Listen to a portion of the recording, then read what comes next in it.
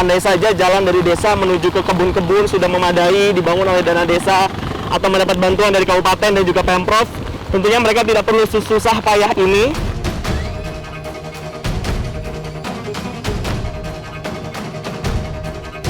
Anda bisa bayangkan betapa besarnya potensi di sini kalau misalnya ada stimulus dari pemerintah.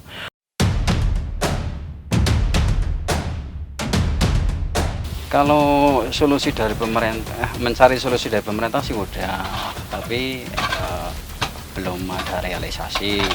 Saya itu sering datang ke kabupaten, itu minta solusi sama Pak Bupati, ya Pak Bupati, ya sudah Pak, sabar aja, nanti nunggu.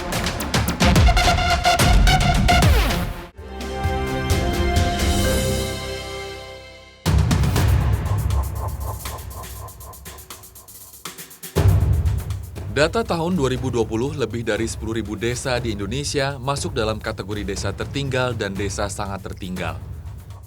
Salah satunya ada di Pulau Jawa. Berlokasi di Desa Pranten, Kecamatan Bawang, Kabupaten Batang. Berjarak sekitar 120 km dari kota Semarang, Jawa Tengah. Desa Pranten memiliki potensi perkebunan yang luar biasa, khususnya untuk tanaman sayur. Sayang, akses jalan dari dan menuju ke kebun belum memadai. Untuk mengangkut hasil panen atau pupuk, petani terpaksa menggunakan bantuan ojek dengan ongkos Rp50.000 sampai Rp100.000. Mas Rehan, ini kan setiap hari bolak-balik. Iya. Kalau hujan gini emang tembus terus atau ada waktu-waktunya gitu? Ada waktunya kalau pas terang atau pas cerah itu bisa 10 kali. Kalau hujan ini biasanya 5 kali. Waduh, ini yang di bawah hari ini apa Mas? Kentang, Mas.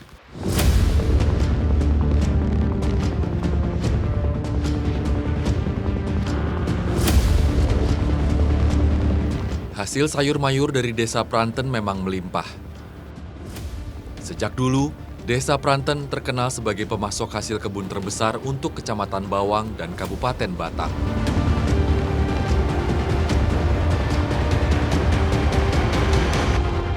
Untuk komoditas bawang putihnya saja, total luas lahan mencapai 115 hektar. Per hektar lahan bisa menghasilkan 17 ton bawang putih sekali panen.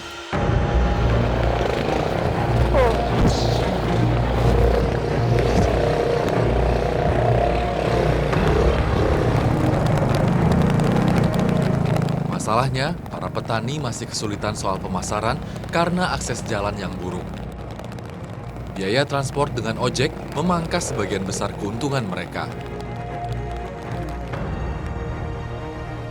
Jalur ini dibuka oleh para pengojek sekitar tahun 2015-2016. Mereka membantu para petani untuk bisa menurunkan hasil panen. Andai saja jalan dari desa menuju ke kebun-kebun sudah memadai, dibangun oleh dana desa atau mendapat bantuan dari kabupaten dan juga Pemprov, tentunya mereka tidak perlu susah payah ini dan bisa menjadi porter atau membantu panen para petani dengan jalan yang lebih memadai daripada sekarang. Setidaknya untuk mencegah hal-hal yang bisa mengancam keselamatan mereka. Jalur yang harus dilalui pengemudi ojek terbilang ekstrim. Kerap terjadi kecelakaan yang mengakibatkan pengemudi ojek terjatuh dari motornya. Hasil panen pun menjadi rusak. Harganya otomatis turun.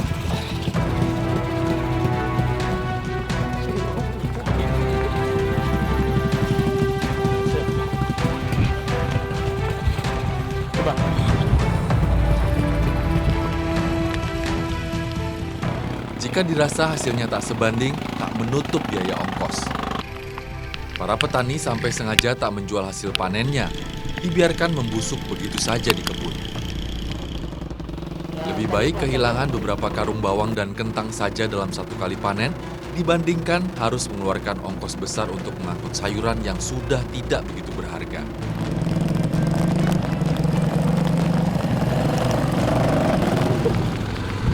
Kita berada beberapa ratus meter di bawah puncak Gunung Perahu. Kita ada di lerengnya sekarang.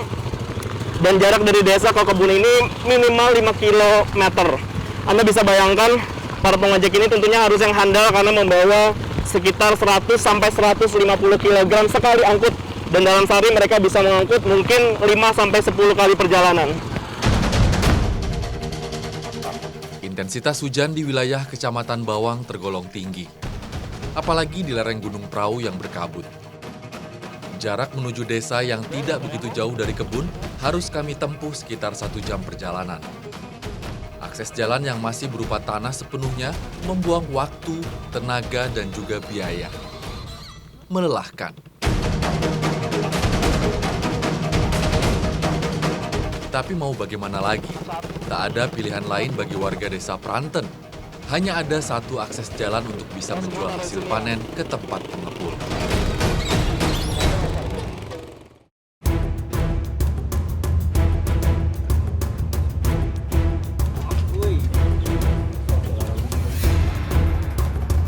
Sekitar 2.000 orang warga desa Pranten menggantungkan hidupnya dari pertanian. Sebagian besar hidup di ambang garis kemiskinan dengan penghasilan sekitar Rp500.000 per bulan. Jika cuaca sedang buruk dan mengakibatkan gagal panen, maka tak banyak uang yang bisa mereka dapat. Selama puluhan tahun, buruh tani seperti Nur dan 150 kepala keluarga lainnya hidup dalam ketidakpastian. Mereka makan seadanya. Tak ada yang mengeluh. Anak-anak Nur dan Turiah sepertinya sudah terbiasa hidup prihatin. Di rumah yang sederhana dan tak terlalu besar ini, Nur dan Turiah hidup bersama 4 orang anak dan ibu dari Turiah yang sedang sakit. Kemiskinan tak membuat mereka menyerah. Orang tua ngurus anak 4, gitu, ngurus suami, berkebun gitu. Iya, ya kayak gini lah. Susah pokoknya, tapi ya jalani aja Mas, ikhlas aja. Bertahun-tahun hidup keluarga Nur dan Turiah tak berubah. Mereka tak bisa menabung, selalu saja gali lubang tutup lubang untuk membiayai kebutuhan hidup sehari-hari. Meski begitu, Nur dan Turiah berharap besar pada anak-anaknya. Mereka ingin agar anaknya tetap sekolah, setidaknya hingga lulus SMA. Iya, Nur dan Turiah sadar hanya pendidikanlah yang bisa membuat anak-anaknya terbebas dari jerat kemiskinan. Kalau harapan untuk Zulfa sendiri apa, Bu?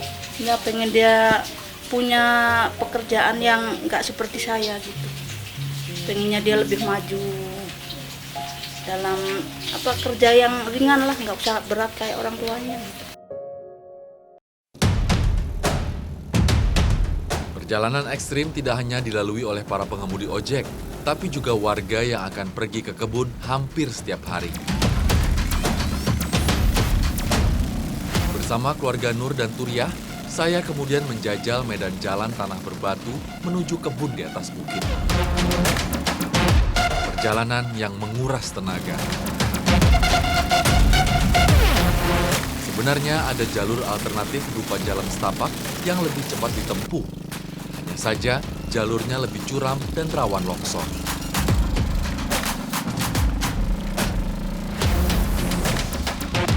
Apalagi di musim penghujan, jalur alternatif sangat berbahaya. Warga memilih untuk tidak menggunakannya. Ini kita sudah sampai di kebun tempatnya Pak Nur bekerja sama Ibu sama Zulfa juga. Kita akan lihat mereka akan panen apa di sini karena mayoritas bekerja sebagai buruh tani dan diantar oleh ojek-ojek yang biasanya membawa pupuk ataupun hasil kebun ke bawah. Ini letaknya 2000 meter di atas permukaan laut, jadi cuacanya selalu berangin dan curah hujannya juga tinggi. Bu, yang titik mana Bu kebunnya Ibu nih?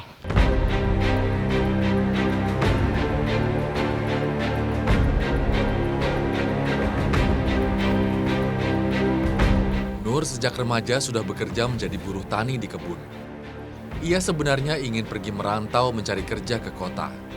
Namun apa daya, Nur tak punya biaya. Nur juga berpendidikan rendah dan tak punya ijazah. Sulit rasanya untuk bersaing mencari kerja di kota. Untuk menyambung hidup, mau tak mau Nur mengikuti jejak ayahnya menjadi buruh tani.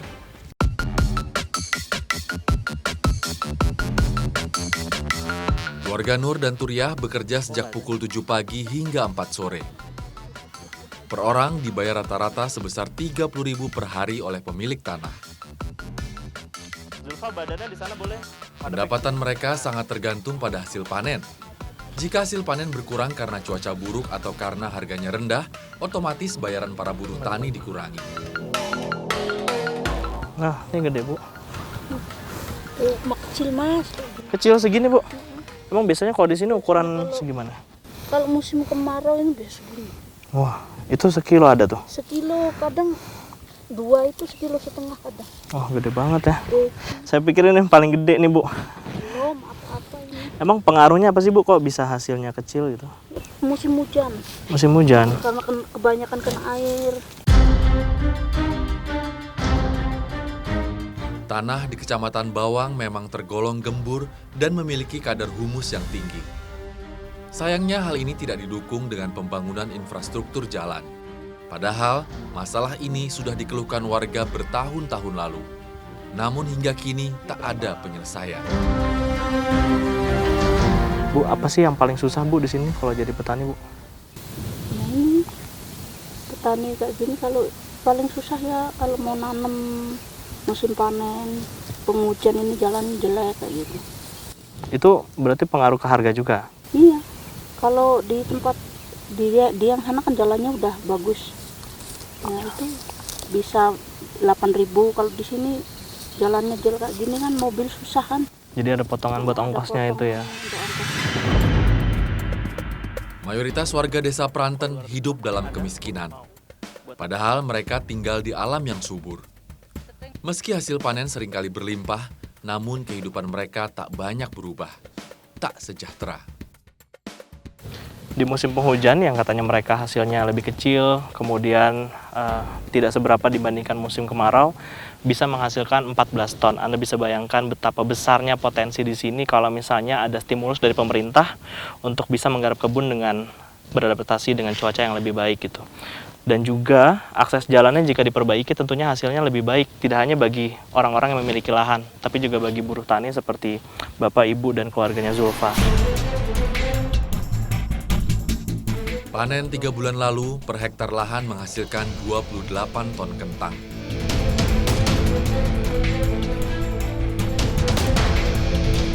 Keuntungan pemilik lahan bisa mencapai 100-150 juta rupiah.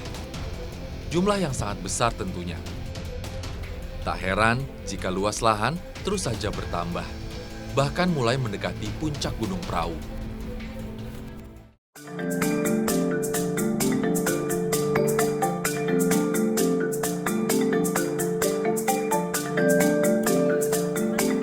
Jika sudah panen, para buruh tani diperbolehkan untuk mengambil sayuran yang tersisa di kebun. Jika dikumpulkan, hasilnya lumayan banyak. Bisa untuk dimakan atau dijual. Hari ini, Turiah akan menjual sisa hasil panen yang ia dapat ke pengepul. Tak banyak, ada setengah karung kentang yang Turiah bawa. Ternyata tak hanya Turiah yang bertransaksi dengan pengepul. Banyak juga ibu-ibu lain yang datang untuk menjual sisa hasil panen yang mereka dapat. Lumayan bisa untuk menambah penghasilan. Pengepul sayur datang berkelompok, 3-4 orang dengan menyewa mobil bak terbuka. Mereka umumnya datang dari pasar Kecamatan Bawang. Setiap pengepul membeli jenis sayur yang berbeda. Standar harganya pun tidak sama. Turiah harus pandai-pandai bertransaksi. Turiah cukup beruntung.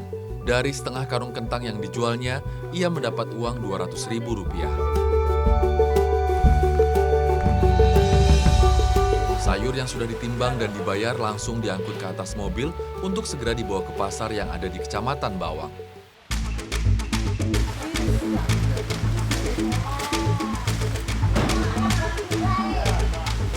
Para pengepul yang datang tak hanya dari Kecamatan Bawang saja jika panen sedang berlimpah. Pengepul dari Dieng dan Kabupaten Banjarnegara juga datang ke Desa Pranten. Lokasinya memang dekat, sekitar 5 km saja. Namun jika masuk musim penghujan, intensitas kedatangan para pengepul sedikit berkurang. Terkendala akses jalan yang rawan longsor. Ibu udah mau berangkat ini, Bu? Hati-hati ya, Bu ya.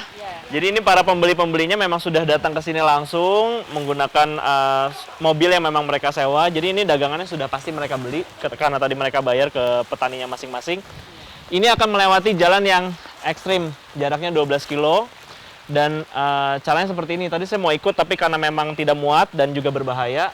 Jadi saya tunggu di sini di kampung. Ibu-ibu akan ke pasar di Bawang ya. Oke. Hati-hati, Bu. Kegiatan transaksi antara petani dan pengepul sayuran pun berakhir. Mobil pick-up yang sudah terisi karung-karung sayuran kemudian berangkat menuju Kecamatan Bawang.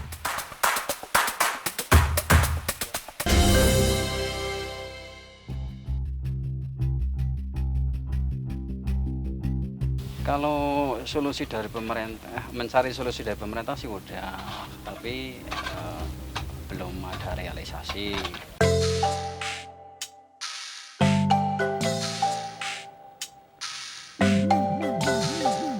Saripudin adalah satu-satunya petani desa Pranten yang memiliki tali seling untuk mengantarkan pupuk dan hasil panennya dari tepi jalan menuju kebun atau sebaliknya. Merakit tali seling tentunya membutuhkan biaya yang besar. Saripudin bahkan harus merogoh koceknya sebesar 16 juta rupiah. Itu ia lakukan untuk mempermudah kerjanya sebagai petani. Pak, waktu itu kepikiran untuk pasang seling ini kenapa sih, Pak? Waktu kepikiran itu saya pasang seling, itu kan ketika itu saya panen. Nah, ketika itu saya panen, tapi untuk tenaga langsiran itu yang manual panggulan itu sulit, sulit.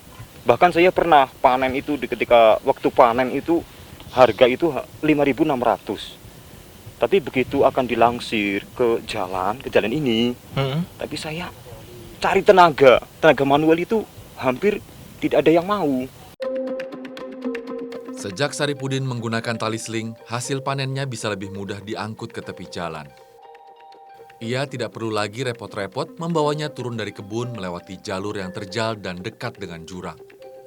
Saripudin tinggal menunggu proyek jalan dilanjutkan, agar ia bisa semakin mudah memasarkan hasil panennya sampai ke Kecamatan Bawang. Transportasinya tadi sudah saya sampaikan bahwa transportasi ini sekarang sudah lumayan dengan adanya jalan tembus poros tengah, istilahnya poros tengah dari wilayah Banjarnegara kemudian masuk ke Kabupaten Batang. Ini kalau sekarang memang sudah bagus ini dibandingkan 3 atau bahkan 4 tahun yang lalu.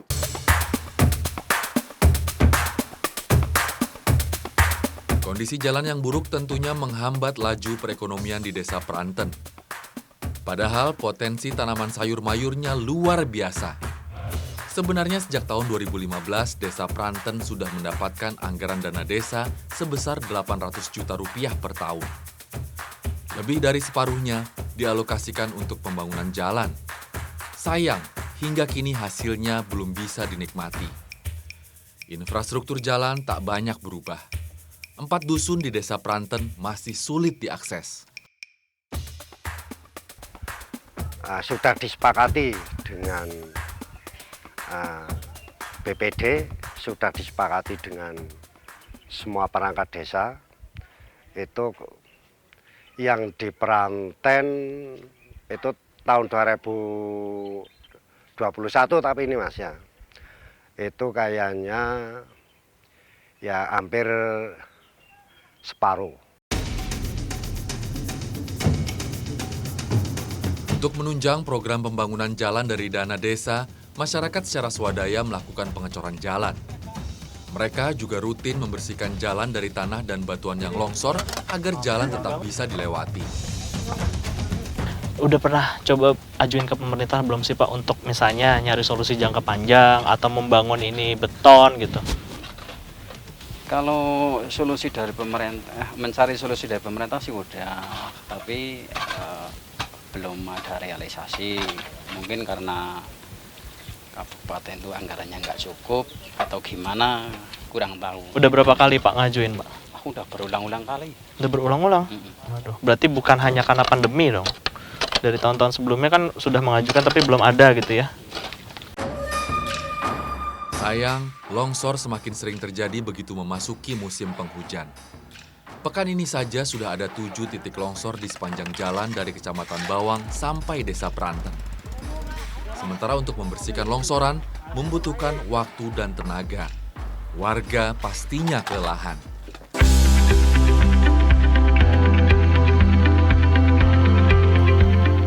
Bersama warga, saya kemudian melihat proyek pembangunan jalan yang mangkrak di tahun 2003 silam.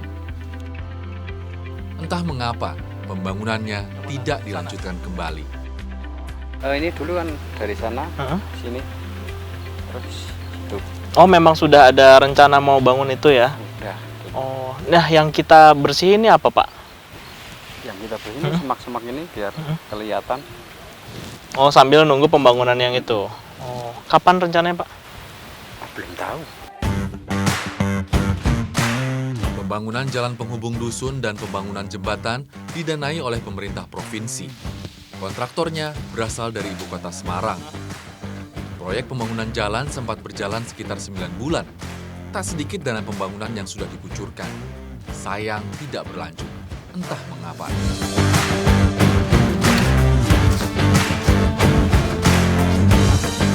Ini batas akhir dari pembangunan rabat beton yang pernah direncanakan untuk disambung menuju ke jembatan.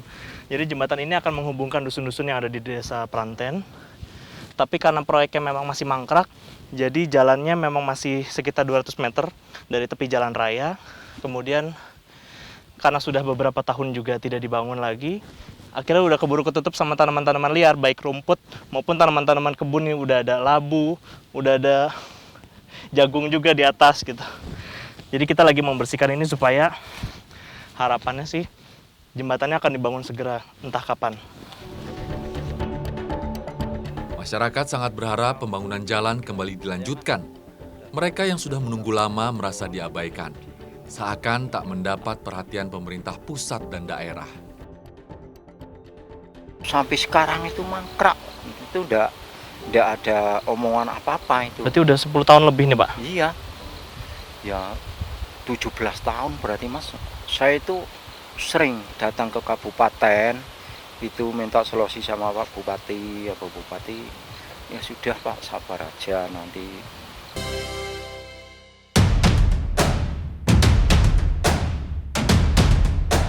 Ini adalah jalan potong yang memang dibuka sama guru-guru dan juga anak-anak untuk bisa memotong jalan 2 kali lebih cepat daripada mereka harus memutar melewati kecamatan dan bahkan kabupaten lain.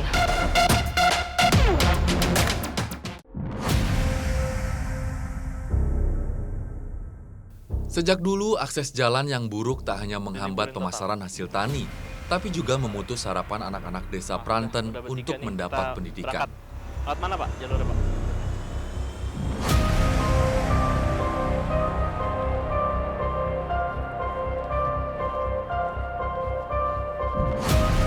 Bayangkan saja, untuk bersekolah SD dan SMP ke Desa Pranten, anak-anak dusun Pranten seperti Zulfa harus berjalan kaki lewat jalur pintas sekitar 1-2 jam perjalanan.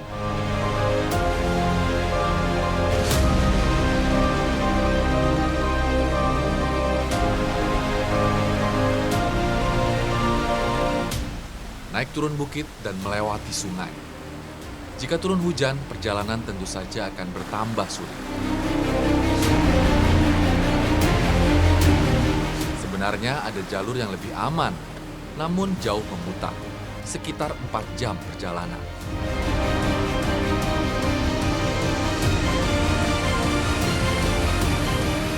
Ini sebenarnya bukan jalan, pemirsa, karena ini adalah jalan potong yang memang dibuka sama guru-guru dan juga anak-anak untuk bisa memotong jalan 2 kali lebih cepat daripada mereka harus memutar melewati kecamatan dan bahkan kabupaten lain. Jadi mereka lewat sini walaupun resikonya memang berat dan sudah beberapa orang yang memang terjatuh di Sungai Bela ini. Kita lanjut ke sekolah.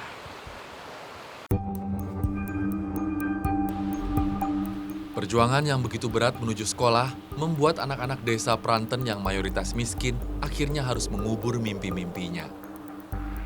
Mereka banyak yang putus sekolah dan menikah muda. Kini hanya ada 3 orang anak saja dari dusun Pranten yang masih bersekolah. Zulfa salah satunya. Yayat, guru Zulfa, berharap Zulfa tetap bersekolah. Ia bahkan rela mengantar jemput Zulfa bersama 2 anak lainnya setiap hari. Sebagai orang tua siswa itu juga sangat khawatir dengan keadaan akses seperti ini. Ya mau tidak mau saya harus bahasa Jawanya itu momong agar anak-anak itu mau sekolah dan mau melanjutkan setelah SD selesai. Untuk melepas lelah, kami beristirahat sejenak. Tak bisa berlama-lama agar anak-anak tak terlambat masuk sekolah. Perjalanan lalu kami lanjutkan dengan mendaki bukit berketinggian sekitar 500 meter. Kami harus lebih berhati-hati melangkah karena di belakang ada jurang yang cukup dalam. Berbahaya. Begitu berat perjuangan anak-anak Dusun Pranten untuk mengenyam pendidikan. Zulfa bahkan sempat memutuskan untuk menyerah. Ia mogok sekolah. Bentar Zul, sampai. Saya sempat mogok sekolah 3 hari, terusan Pak gurunya datang, Zul kenapa nggak sekolah? Capek Pak, badan saya sakit semua gitu kan. Ya udah mulai besok saya antar jemput aja gitu. Walaupun tetap lewat jalan sini juga, tapi Iya. setidaknya ada yang nemenin gitu. Iya.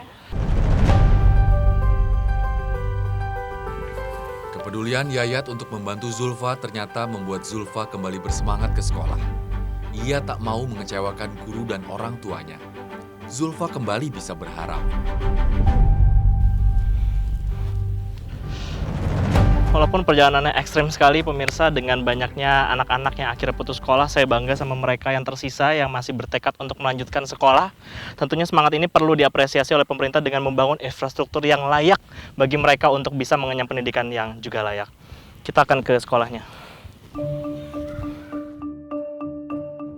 Setelah 2 jam perjalanan yang melelahkan, akhirnya sampai juga kami di sekolah.